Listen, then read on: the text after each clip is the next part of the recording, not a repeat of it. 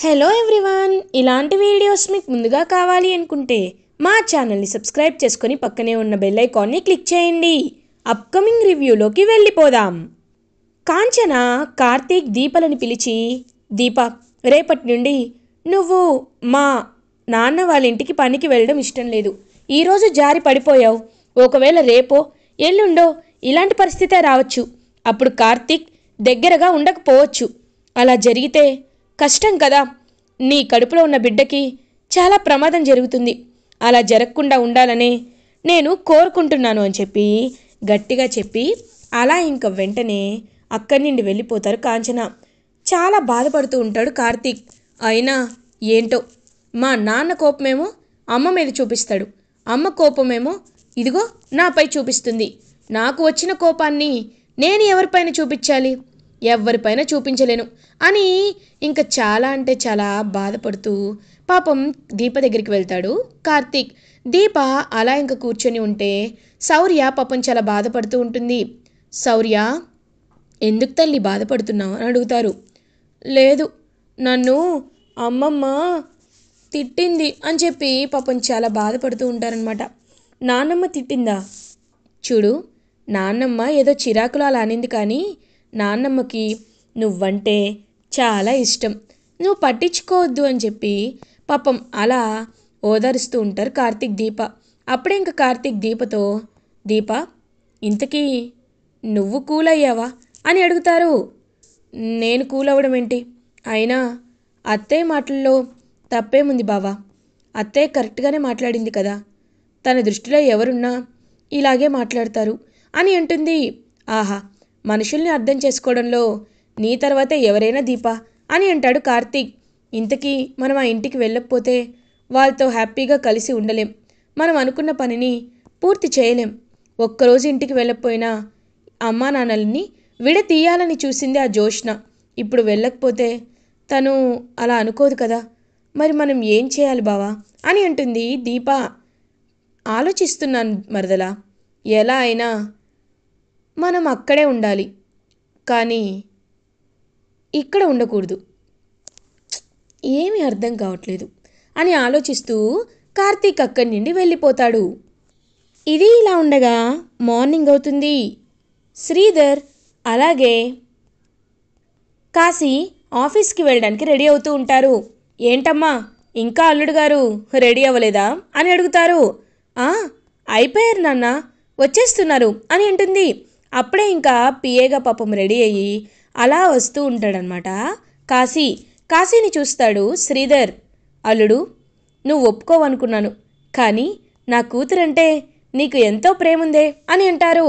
ఆ ప్రేమ వల్లే పిఏగా జాయిన్ అవ్వాలని ఒప్పుకున్నాను మావయ్య, లేకపోతే అసలు ఒప్పుకునేవాడినే కాదు అని చెప్తాడనమాట కాశీ. సరే, ఈ పొగరుని పనిలో చూపించద్దు, ఎందుకంటే పనిలో చూపిస్తే పీకేస్తారు అని అంటారు. లేదు లేదు మావయ్య, నేను మీరు చెప్పినట్టే జాగ్రత్తగా నడుచుకుంటాను అని అంటాడనమాట కాశీ. సరే వెళ్దామని చెప్పి ఇంకా శ్రీధర్ కాశీ ఇద్దరు ఆఫీస్కి బయలుదేరతారు. ఇది ఇలా ఉండగా జోష్న అటు ఇటు తిరుగుతూ ఆలోచిస్తూ ఉంటుంది. నేను ఏం చేయాలనుకున్నా ఏది అవటం లేదు. ఇప్పుడు నేను దీప కడుపులో ఉన్న బిడ్డని ఎలా ఎలా చంపాలి అని ఆలోచిస్తూ ఉంటే, ఇప్పుడు చంపితే మళ్ళీ నాన్న నిజం చెప్పేస్తాను అంటున్నాడు. ఒకవేళ నాన్న అలా నిజం చెప్తే ఇంకా నా పని అయిపోయినట్టే. అలా జరగకుండా ఉండాలి అంటే నేను ఏం చేయాలి అని ఇంకా ఆలోచిస్తూ ఉంటుందన్నమాట జోష్న. అప్పుడే కరెక్ట్గా పారిజాతం వస్తుంది. ఇదిగో, ఏంటే ఇంకా అలాగే నించున్నావు, రెడీ అవ్వలేదా? ఆఫీస్కి వెళ్ళాలి కదా అని అంటుంది. లేదు గ్రాని, నేను ఇవాళ ఆఫీస్కి వెళ్ళటం లేదు. కానీ ఒకటి, నేను బాగా ఆలోచించేది ఒకదాని గురించే. ఆ దీపని అనుక్షణం కాపాడుకుంటున్నారు. మా అమ్మ కూడా ఆ దీపని కాపాడుకుంటుంది. కాబట్టి ఎలా అయినా వాళ్ళని దూరం చేయాలి. ఆ దీప గురించి లేనిపోని అమ్మకి చెప్దామన్నా అమ్మ నమ్మేలా లేదు. కానీ దీప, దాని కడుపులో ఉన్న బిడ్డ ఇద్దరూ చావాలి. అలా జరగాలంటే ఏం చేయాలి గ్రాని అని అంటుంది జోష్న. ఇది ఇలా ఉండగా దీప, కార్తీక్, శివన్నారాయణ ఇంటికి వస్తారు. శివన్నారాయణ కార్తీక్ వైపు చూస్తూ ఉంటారు. ఏంటి కార్తీక్, ఇవాళ లేట్ అయినట్టుంది అని అంటారు. అవును సార్, అంటే మీతో మాట్లాడదామని అని అంటారు. తెలుసు, నాకంతా తెలుసు. మా అమ్మాయి నాకు కాల్ చేసి ఈ విషయం అంతా చెప్పింది. నిజమే, దీప ఈ టైంలో చాలా అంటే చాలా జాగ్రత్తగా పద్ధతిగా ఉండాలి. కాబట్టి దీపను నువ్వు జాగ్రత్తగా చూసుకోవాలి. నీకు దీపకి నేను సెలవులు ప్రకటిస్తున్నాను. మీరు హ్యాపీగా వెళ్ళండి. అలా అని మీకు జీతం రాకుండా ఏమీ ఉండదు. మీరు జీతం కూడా తీసుకోవచ్చు. అర్థమైందా అని అంటారు. లేదు, మేము అలాంటి తప్పు ఎప్పుడు చేయం సార్. మేము ఊరికే జీతం తీసుకోం. మాకు అలాంటి అవసరం కూడా లేదు. వాళ్ళు చెప్పారని మేము రాకుండా ఉండలేం కదా అని అంటాడు కార్తీక్. చూడు, నీ ఆత్మాభిమానానికి నాకు చాలా ముచ్చటగా ఉంది కార్తీక్. అందుకే నీకు ఒక గిఫ్ట్ ఇవ్వాలి అనుకుంటున్నాను. ఈ ఇంటికి ఒక వారసురాలు రాబోతుంది కాబట్టి ఆ వారసురాలికి సంబంధించిన గిఫ్ట్ని ఇస్తాను అని ఒక కవర్ని కార్తీక్ చేతిలో పెడతారనమాట. అలా ఇంకా శివన్నారాయణ చూస్తూ ఉంటాడు. కార్తీక్ ఏంటిది అని అడుగుతాడు. ఓపెన్ చేసి చూడు కార్తీక్ అని అంటారు. చూసేసరికి ఇంకా వెంటనే అలా అందులో ఎండి పోస్ట్కి ఒక కవర్ ఉంటుంది. ఏంటి కార్తీక్ అలా చూస్తున్నావు? నువ్వే ఎండి అవ్వడానికి. ఇప్పుడు నువ్వు ఎండి అయ్యావనుకో అందరూ ప్రశాంతంగా ఉంటారు. నీకు బిజినెస్లో ఐడియాస్ ఉన్నాయి కాబట్టి సీఈఓ అన్న శ్రీధర్కి నువ్వు ఐడియాస్ ఇవ్వచ్చు. అండ్ అది మాత్రమే కాదు, నువ్వు దీపని కూడా కష్టపెట్టకుండా చూసుకోవచ్చు. దీపకి నీకు తగిన క్వార్టర్స్ని రెడీ చేస్తాను.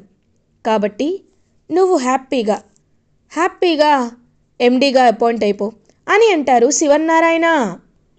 అయ్యో వద్దు తాతయ్య అని అంటాడు కార్తీక్. లేదు కార్తీక్, నువ్వు ఎండీ అయితేనే మనం అనుకున్నవన్నీ జరుగుతాయి. అయినా నిన్ను నేను ఏదో జాలితో పెట్టుకోవటం లేదు. నువ్వు మన కంపెనీని ఇంకా బాగా డెవలప్ చేస్తావనే నేను ఎండీగా అపాయింట్ చేస్తున్నాను. తీసుకో, అపాయింట్మెంట్ లెటర్ తీసుకో. అది కాకుండా దీపకి నీకు క్వార్టర్స్ కూడా ఉన్నాయి. అది ఎక్కడో కాదు, మన ఇంటి ఎదురుగానే. మీరు హ్యాపీగా గెస్ట్ హౌస్కి వెళ్ళిపోండి, అందరూ ప్రశాంతంగా ఉండండి అని అంటారు. వెంటనే సుమిత్ర మావయ్య గారు అని అంటుంది. సుమిత్ర వైపు చూస్తారు శివన్నారాయణ. మావయ్య గారు, దీప మాకు వరుసకి కూతురు కదా, కాబట్టి దీప పుట్టింట్లో అయినా అత్తింట్లో అయినా ఉండాలి అంటారు కదా. అందుకే నేను ఒకటి అనుకుంటున్నాను. ఎలాగో కార్తీక్ ఎండీ అవుతున్నాడు కదా, కాబట్టి ఆ క్వార్టర్స్ ఏదో మన ఇంట్లోనే అరేంజ్ చేస్తే దీప మన కళ్ళ ముందే సంతోషంగా ఉంటుంది కదా, ఒక ఎండీకి భార్యగా ఉంటుంది కదా అని అంటుంది సుమిత్ర. ఒక్కసారిగా దీప కార్తీక్ షాక్ అయిపోతారు. అత్తయ్య అని అంటారు. కార్తీక్ నువ్వు వాగరా, నేను నీతో మాట్లాడటం లేదు, మా మావయ్య గారితో మాట్లాడుతున్నాను. మావయ్య గారు అని అంటారు. అమ్మా, నువ్వు చెప్పింది కరెక్టే. క్వార్టర్స్లో ఉండి మళ్ళీ అటు ఇటు చేంజ్ చేయకంటే మన ఇంట్లో ఉంటేనే బాగుంటుంది అని చెప్పి ఇంకలా దీప కార్తీక్ని పర్మనెంట్గా వాళ్ళ ఇంట్లోనే ఉండేలా చేద్దామని డిసైడ్ అవుతారనమాట. అలా హ్యాపీగా శివన్నారాయణ ఇంక నా మాటకి ఎవ్వరు ఎదురు చెప్పకూడదు అని చెప్పి శివన్నారాయణ అయితే ఇంక ప్రశాంతంగా అక్కడి నుండి వెళ్ళిపోతారు. ఇదే విషయాన్ని ఇంక చెప్తారు. ఇదే విషయాన్ని ఇంకా అలా కాంచనకి వచ్చి చెప్పేసరికి కాంచన చాలా హ్యాపీగా ఫీల్ అవుతుంది. కానీ నేను ఆ ఇంట్లో ఉండాలి అనుకోవటం లేదు అంటే, అమ్మా ఇప్పుడు నువ్వు ఆ కూతురిగా కాదు, ఒక ఎండీకి అమ్మగా అక్కడ ఉంటున్నావు, ఏమీ పర్లేదు అని చెప్పి ఇంకలా కార్తీక్ అయితే హ్యాపీగా చెప్తాడు. అదంతా విని ఇంకా ఎంతో హ్యాపీగా ఫీల్ అవుతుంది కాంచన. ఇంకందరూ కలిసి హ్యాపీగా షిఫ్ట్ అయిపోతారు శివన్నారాయణ వాళ్ళ ఇంటికి. శివన్నారాయణ ఇంటికి వచ్చిన తర్వాత దీపని చాలా బాగా కంటికి రెప్పలా చూసుకుంటూ ఉంటాడనమాట హ్యాపీగా కార్తీక్. అదంతా చూస్తూ శివన్నారాయణ ఎంతో హ్యాపీగా ఫీల్ అవుతారు. ఇది ఇలా ఉండగా కొన్ని మంత్స్ అయితే పాస్ అవుతాయి. ఇంకలా కొన్ని మంత్స్ పాస్ అయిన తర్వాత దీపకి 5th మంత్లోకి ఎంటర్ అవుతుంది. ఇంకా దీపని చూస్తూ ఉంటాడు శివన్నారాయణ. దీపకి ఎలా అయినా మనమే శ్రీమంతం జరిపించాలి, శ్రీమంతానికి అన్నీ సిద్ధంగా ఉంచుదామని చెప్పి ఇంక సుమిత్రతో చెప్పడంతో, అవును దీపకి తల్లిగా నేనే శ్రీమంతాన్ని జరిపిస్తాను అని హ్యాపీగా సుమిత్ర వాళ్ళు అనుకుంటారు. ఇదంతా చూస్తున్న జోష్న, ఇప్పుడు ఈ శ్రీమంతంలో ఖచ్చితంగా పండంటి బిడ్డ పుట్టాలని అందరూ కలిసి దీవిస్తారు. కానీ నేను అలా జరగనివ్వను. ఎలా అయినా శ్రీమంతం రోజే ఇదిగో బిడ్డని చంపేయడానికి నేను ప్లాన్ వేస్తానని చెప్పి ఇంకా అలా అక్కడి నుండి అయితే తను వెళ్ళిపోతుందన్నమాట. జోష్న, ఏం ప్లాన్ వేస్తావే అని అడుగుతుంది. చూడు గ్రాని, నా ప్లాన్లన్నీ వేరేగా ఉంటాయి. ఇప్పుడు శ్రీమంతం జరుగుతుంది. తాతయ్య చాలా ప్రతిష్టాత్మకంగా అంగరంగ వైభవంగా శ్రీమంతాన్ని జరిపించాలి అని డిసైడ్ అయ్యాడు. కాబట్టి ఈ శ్రీమంతాన్ని తాను గ్రాండ్గా జరిపిస్తాడు. బంధుమిత్రులందరూ వస్తారు. ఎవరి పని వాళ్ళు చూసుకుంటూ ఉంటారు. మనం అదే టైంకి హ్యాపీగా జ్యూస్లో పాయిజన్ కలిపి అదిగో అక్కడ ఉన్న దీపకి ఇద్దాం. దీప కడుపులో ఉన్న బిడ్డ చచ్చిపోతుంది. అప్పుడు హాస్పిటల్కి తీసుకువెళ్ళినా బ్రతికే ఛాన్సే లేదు అని దీపని ఇంటికి పంపించేస్తారు. అప్పుడు దీప కళ్ళల్లో కన్నీళ్ళు చూసి నేను చాలా చాలా సంతోషంగా ఫీల్ అవుతానని చెప్పి ఇంకా చాలా ఇరిటేటింగ్గా చాలా క్రూయల్గా చెప్తుందనమాట. జోష్న, అమ్మో నిన్ను వింటుంటే నిన్ను చూస్తుంటే చాలా భయంగా ఉందే అని అంటారు. భయపడకు గ్రాని, భయపడితే ఏమీ చేయలేవు. ఇలా ఉంటేనే మనం ఏంటో మనం అందరికీ తెలిసేలా చేయొచ్చని ఇంకా అలా అక్కడి నుండి వెళ్ళిపోతారు జోష్న అండ్ పారిజాతం. ఇది ఇలా ఉండగా నెక్స్ట్ డే మార్నింగ్ అవుతుంది. ఇంకా హ్యాపీగా దీప శ్రీమంతానికి జరపాల్సిన అన్ని కార్యక్రమాలైతే జరుగుతూ ఉంటాయి. అన్ని పూలమాలలు కట్టి ఇల్లంతా డెకరేట్ చేస్తారు. ఇంకా బాలు అయితే ఇంకా కార్తీక్ అయితే దీప వైపు చూస్తూ చాలా హ్యాపీగా ఫీల్ అవుతాడు.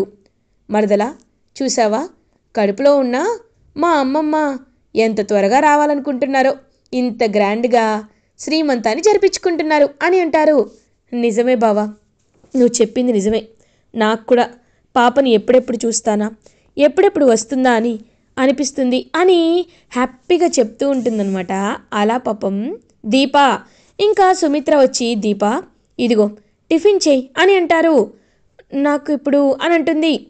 మీ అమ్మ ఇలా తినిపిస్తే తినవా చెప్పు? తింటావు కదా, దా తిను అని చెప్పి ఇంకా హ్యాపీగా అలా సుమిత్ర తన చేత్తో భోజనాన్ని టిఫిన్ని తినిపిస్తూ ఉంటే అదంతా చూసి ఎంతో హ్యాపీగా ఫీల్ అవుతుందన్నమాట దీప. ఇంకా కడుపులో ఉన్న బిడ్డ కూడా అలా కదులుతూ ఉంటుంది. అదంతా చూసి దీప ఎంతో హ్యాపీగా ఫీల్ అవుతుంది. ఇదంతా చూస్తున్న జోష్న, ఎలా అయినా ఇప్పుడు ఇందులో పాయిజన్ కలుపుతానని జ్యూస్లో పాయిజన్ కలుపుతుంది. కలిపి ఇంకా జోష్న అయితే పాప శౌర్యకి ఇస్తుంది. శౌర్య, ఇదిగో ఈ ఈ జ్యూస్ని తీసుకువెళ్ళి మీ అమ్మకివ్వు, తను చాలా అలసిపోయింది కదా అని అంటారు.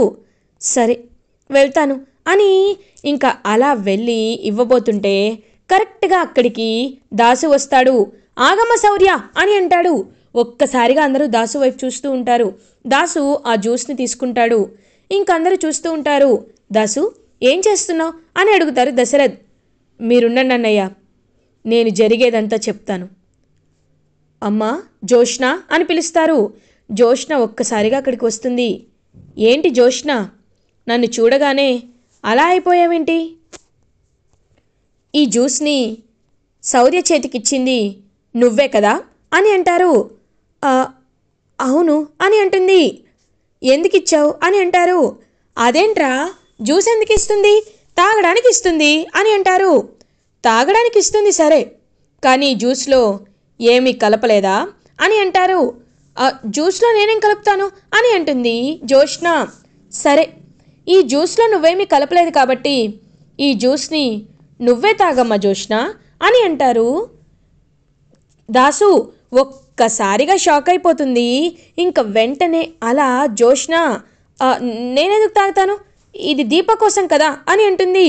దీప కోసం తెస్తే ఎవరు తాగినా జ్యూసే కదా, అందుకే తాగు, తాగితే అయినా నీకు అర్థమవుతుందేమో కదా అని చెప్పి చూస్తూ ఉంటాడనమాట దాసు.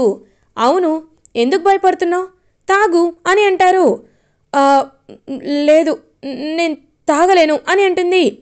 నువ్వు తాగకపోతే నేనే తాగిస్తాను అని బలవంతంగా అలా ఇంకా జ్యూస్ తాగించబోతుంటే జ్యూస్ని కింద పడేస్తుంది జోష్న. అందులో ఏం కలిపావో నువ్వు చెప్తావా, నా నోటితో చెప్పమంటావా అని అడుగుతారు. నేనే చెప్తాను, అందులో పాయిజన్ కలిపాను అని జోష్న చెప్పేసరికి ఒక్కసారిగా సుమిత్ర జోష్న చెంప పగలగొడుతుంది. ఛీ దుర్మార్గురాలా, ఎప్పటి నిండో ఇలాగే నువ్వు దీపని ఇబ్బంది పెట్టాలని చూస్తున్నావు. దీపని ఖచ్చితంగా ఏదో ఒకటి చేయాలని, దీప కడుపులో ఉన్న బిడ్డని చంపాలని చూస్తున్నావు. నిన్ను ఇలా కాదు అని చెప్పి ఇంకా సుమిత్ర అయితే 2 చెంపలు పగలగొట్టి గట్టిగా బయటికి గెంటేస్తుంది. అలా జోష్న రోడ్డు మీద పడుతుంది. ఒక్కసారిగా జోష్నాని చూసి ఇంకా అలా అందరూ షాక్లో ఉండిపోతారు.